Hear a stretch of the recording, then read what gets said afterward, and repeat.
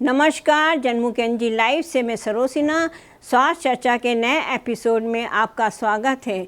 स्वास्थ्य चर्चा के इस एपिसोड में आज हम बात करेंगे खर्राटे पर। वैसे तो खर्राटे लेना आम तौर पर शारीरिक गतिविधि मानी जाती है, लेकिन कभी कभी यह गंभीर बीमारी का संकेत देती है और जानलेवा भी हो सकती है। खर्राटे की वजह से स्लीप एनीमिया जैसी बीमारी भी नींद में आपकी जान ले सकती है। बीते दिनों मशहूर संगीतकार बप्पी लहरी की जान भी इसी स्लीप एनीमिया के चलते हुई है। Myself, Dr. Vikas Jaswal, I am chest physician in Lung Plus Clinic and Popular Multi Specialty Hospital Varanasi. हम सभी मनुष्य या सभी जानवर सांस लेते हैं, तो चाहे हम सो रहे हों या जग रहे हों, हमारी सांस की क्रिया कभी नहीं रुकती।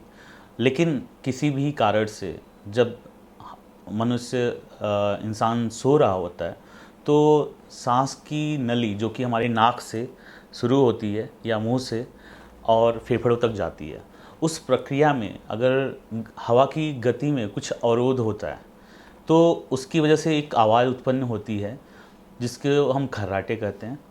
और जब ये पैथोलॉजिकल हो जाती है तो इसे हम ऑब्स्ट्रक्टिव स्लीप एपनिया, सोते समय सांस में रुकावट की बीमारी के नाम से भी जानते हैं। किस गंभीर समस्या का संकेत हो सकता है?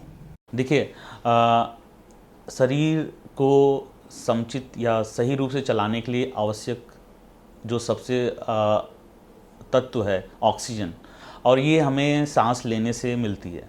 अगर खर्राटे आ रहे हैं तो कहीं ना कहीं हमारे श्वसन नलिकाओं में रुकावट है, सांस की नलिकाओं में रुकावट है और शरीर से कंपनसेट कर रही है। तो शुरुआती दौर पे भले ही शरीर में कोई समस्या उत्पन्न न हो, लेकिन धीरे धीरे जैसे जैसे समय के साथ इसमें हमारा जो ब्रेन है आंशिक रूप से जग रहा होता है, या जिसे बोलते हैं माइक्रो अवेकनिंग की वजह से हमारे सिंपैथेटिक सिस्टम ओवरड्राइव की वजह से हमें आगे आने वाले समय में हाई ब्लड प्रेशर की समस्या और बहुत सारी स्टडीज़ और कॉम्प्लिकेशन ये बताते हैं कि डायबिटीज़ की बहुत सारी समस्या खर्राटों की वजह से भी है। अचानक से होने वाले स्ट्रोक या जिम में होने वाली अचानक से मौतें, असामयिक जो मौतें हो रही हैं, कहीं ना कहीं खर्राटों की अनदेखी करने से और इनकी स्क्रीनिंग न कराने की वजह से हमें ये सब कॉम्प्लिकेशन का सामना करना पड़ सकता है। क्या जानलेवा भी हो सकती है खर्राटे? डेफिनेटली। देखिए, जैसा हम अपने चारों तरफ देख रहे हैं, कोई भी बीमारी शुरुआती में जानलेवा नहीं होती। जैसे ब्लड प्रेशर है, अगर शुरू में इसको हमें पता नहीं है, धीरे धीरे इसकी इग्नोरेंस की वजह से किडनी की समस्या, हाई ब्लड प्रेशर की वजह से दिल का दौरा पड़ना, वैसे ही खर्राटे सामान्य रूप से शुरुआती दौर में भले ही खतरनाक न हो, लेकिन इसके कॉम्प्लिकेशन इसलिए होते हैं क्योंकि हमारे शरीर में ब्रेन को जो एक साउंड स्लीप की ज़रूरत होती है, उससे हमारी प्रतिरोधक क्षमता अच्छी होती है और शरीर अपनी मरम्मत करता है सोते समय। तो अगर खर्राटे आ रहे हैं और खर्राटे पैथोलॉजिकल हैं जिसमें हवा का अवरुद्ध हो रहा है, तो वो हमें एक गंभीर समस्या हमारे शरीर में पैदा कर रहे हैं। इसको अनदेखा न करें, क्योंकि ढेर सारी स्टडी पूरी दुनिया भर में हुई हैं। खास करके जो मरीज़ ओबेज़ हैं और किसी भी वजह से अगर उन्हें खर्राटे की समस्या है, तो उनमें ये देखा गया है कि रेजिस्टेंस हाइपरटेंशन की उनका कारण नहीं पता होता किस वजह से ब्लड प्रेशर हाई है, तो उनमें ये देखा गया कि खर्राटों की समस्या या स्लीप एपनिया की वजह से इनमें हाई ब्लड प्रेशर, या अचानक से जिनमें स्ट्रोक आया पहली बार और उनमें कोई कारण पता नहीं था, तो उसमें जब स्टडी की गई ये पता लगाया गया कि उनमें नींद की समस्या थी, स्लीप एपनिया या खर्राटों की समस्या थी। बहुत सारे केसेस में हार्ट की बीमारियों की वजह खर्राटे या स्लीप एपनिया होते हैं। खर्राटे से और क्या नुकसान होता है? देखिए, मुख्यतः अगर खर्राटे आ रहे हैं तो 40 से 50% केसेस में ये देखा गया कि ये पैथोलॉजिकल है, मतलब कि ये शरीर के लिए अच्छे नहीं हैं। तो खर्राटे जब भी आते हैं तो हमारे श्वास नलिकाओं में किसी रुकावट की वजह से, खास करके हमारी श्वास नलिकाओं के अराउंड फैट जमा होने की वजह से, या एनाटॉमिकल स्ट्रक्चर में एबनॉर्मलिटी, और ये भी देखा गया जिनको सर्दी जुकाम बार बार हो रहा है, डीएनएस की समस्या है, या एडेनॉइड, बच्चों में एडेनॉइड या टॉन्सिलाइटिस की समस्या है, तो उनकी वजह से भी खर्राटे आते हैं। तो ऐसे में जो खर्राटे आ रहे हैं तो उनकी वजह से जो ऑक्सीजन की कमी होती है और उसकी वजह से जो माइक्रो एवेकनिंग या स्लीप डिस्टर्बेंस होता है, उसकी वजह से हमारी बॉडी की इम्यूनिटी वीक होती है।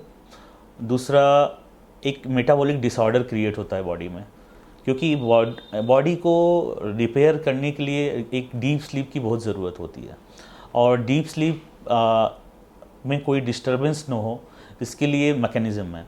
अगर उस मैकेनिज़्म में हम डिस्टरबेंस किसी वजह से क्रिएट हुआ है, अगर हम उसे सही नहीं कर रहे हैं समय होते रहते, तो ऑब्वियसली सेलुलर लेवल पे जो टॉक्सिन बॉडी से निकल रहा है सोते समय, या जिसकी रिपेयरिंग हो रही है डीएनए लेवल पे, वो नहीं हो पाती। तो जिससे बीमारी जब क्रॉनिक स्टेज की तरफ हम बढ़ते हैं, तो metabolic syndrome, high blood pressure, diabetes, अचानक से स्ट्रोक की समस्या, और मेमोरी लॉस, खास करके ये देखा गया है इनिशियल स्टेज में बहुत सारे लोगों को भूलने की समस्या होती है और उस पर ध्यान नहीं देते, खास करके जिनमें ये खर्राटे या स्लीप एपनिया की प्रॉब्लम है। तो इसको इग्नोर नहीं करना चाहिए। खर्राटे से बचाव का क्या उपाय है?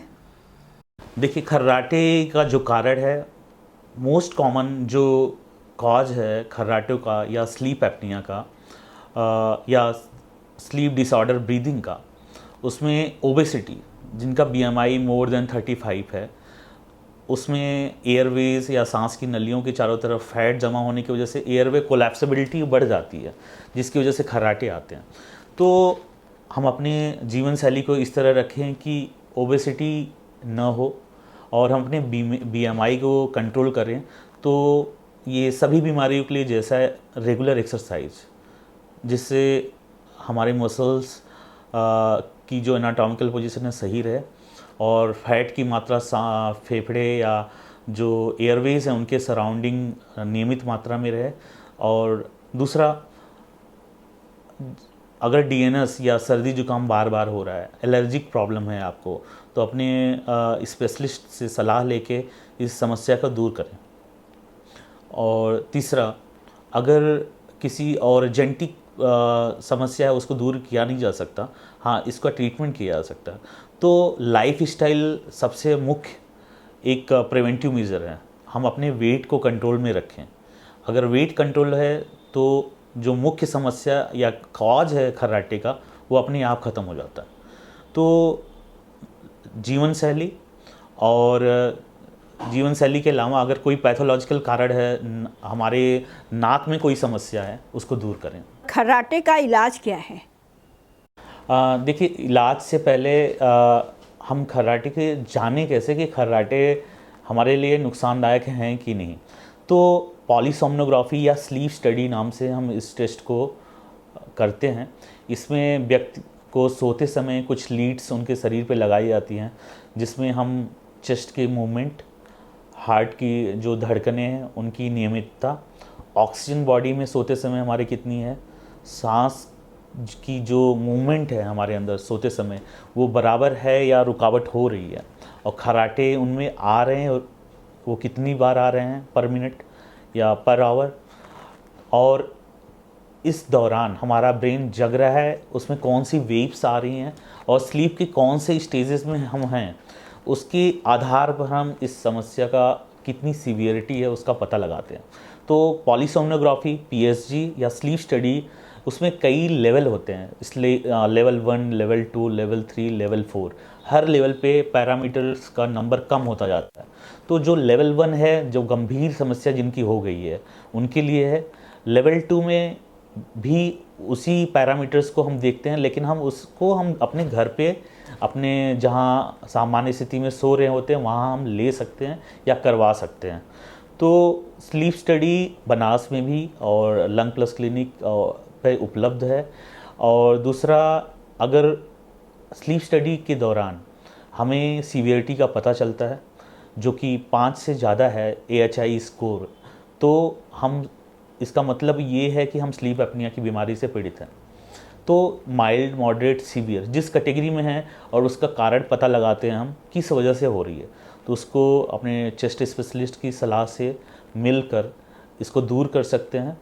और अब रही ट्रीटमेंट की बात, जो स्लीप स्टडी का ट्रीटमेंट है, पहले तो कॉजेटिव, जिस कारण से आपको स्लीप एपनिया की प्रॉब्लम है, अगर नेजल प्रॉब्लम है तो हम उसको दूर करते हैं, और अगर ये नहीं है तो CPAP एक तरह की छोटी सी डिवाइस है जिसमें प्रेशर से हमारे अंडर लंग्स के अंदर ऑक्सीजन या हवा को डाला जाता है, और ये बहुत ही मॉडर्न टेक्निक है जो सिंक्रोनाइज होती है सांस के गति के साथ, तो हमें ऐसे में किसी की समस्या का सामना नहीं करना पड़ता और बिना दवा के हम स्लीप एपनिया की प्रॉब्लम से दूर हो जाते हैं।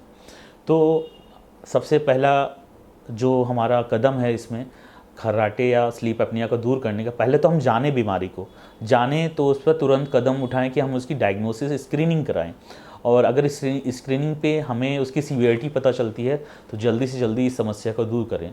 तो जो भी व्यक्ति, अगर उनकी BP की दवाइयाँ ज़्यादा हैं, रेजिस्टेंस हाइपरटेंशन है और उसका कारण नहीं पता चला है, तो ज़रूर अपनी स्लीप स्क्रीनिंग कराएं, PSG टेस्ट कराएं।